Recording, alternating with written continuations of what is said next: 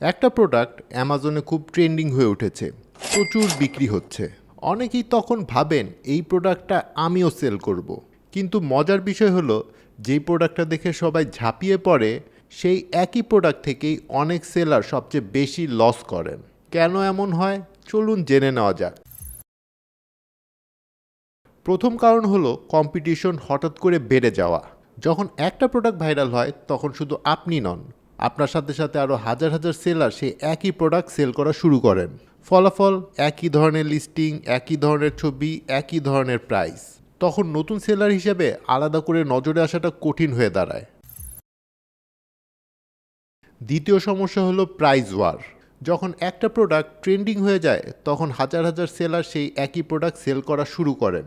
আর বেশি সেলার মানে কাস্টমারকে আকর্ষণ করার জন্য প্রাইস নিয়ে প্রতিযোগিতা শুরু হয়ে যায়। একজন সেলার যদি $1 প্রাইস কমায় তাহলে আরেকজন আরও কমিয়ে দেয়। এভাবে ধীরে ধীরে প্রোডাক্টের সেলিং প্রাইস কমতে থাকে। শুরুতে সেলস বাড়ছে বলে মনে হলো প্রতিটি সেলস থেকে প্রফিট কমতে শুরু করে, কারণ প্রোডাক্ট কস্ট, শিপিং, অ্যামাজন ফিস এবং অ্যাডভার্টাইজিং কস্ট তো একই রয়েছে। কিন্তু সেলিং প্রাইস কমে যাওয়ায় প্রফিট মার্জিন দ্রুত ছোট হয়ে আসে। ফলে অনেক সেলার এই প্রতিযোগিতায় টিকে থাকার জন্য অনেক কম প্রফিটে সেল করেন বা অনেক সময় লসও করেন। 3 নম্বর কারণ হচ্ছে অ্যাডভার্টাইজিং কস্ট বেড়ে যাওয়া। যখন একটা প্রোডাক্ট ট্রেন্ডিং হয় তখন অনেক সেলার ওই প্রোডাক্টটা নিয়ে অ্যাডভার্টাইজিং শুরু করেন। ফলে একই কিওয়ার্ডের জন্য সবাই বিট করতে থাকে। যেহেতু কম্পিটিশন বেড়ে যায়, অ্যামাজন পিপিসিতে সেই কিওয়ার্ডের কস্ট পার ক্লিক বা সিপিসিও বেড়ে যায়। এর মানে আগে যেখানে একটি ক্লিক পেতে $0.8 খরচ হতো, সেখানে হয়তো সেলারকে $1.5 বা তারও বেশি খরচ করতে হতে পারে। ফলে একই সংখ্যক সেলস পেতে আগের তুলনায় বেশি অ্যাড স্পেন্ড করতে হচ্ছে। আর যদি আপনার প্রোডাক্টের প্রফিট মার্জিন কম হয় তাহলে এই অ্যাডভার্টাইজিং কস্টটি আপনার প্রফিটের একটা বড় অংশ কমিয়ে দিতে পারে। 4 নম্বর সমস্যা হলো ইনভেন্টরি রিস্ক।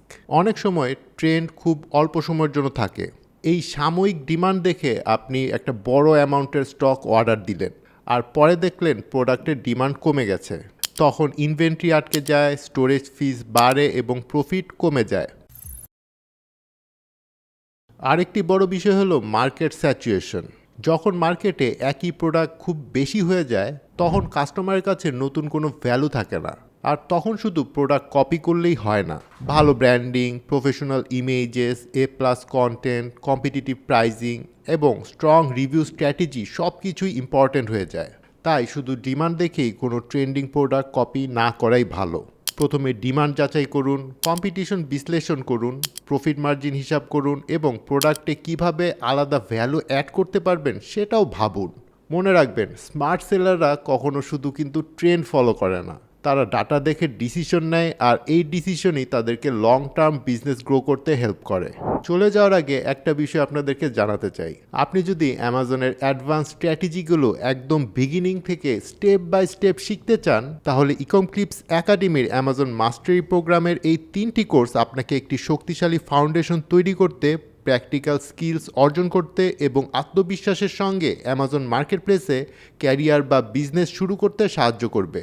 এবারের মতো বিদায় নিচ্ছি। Thanks for watching.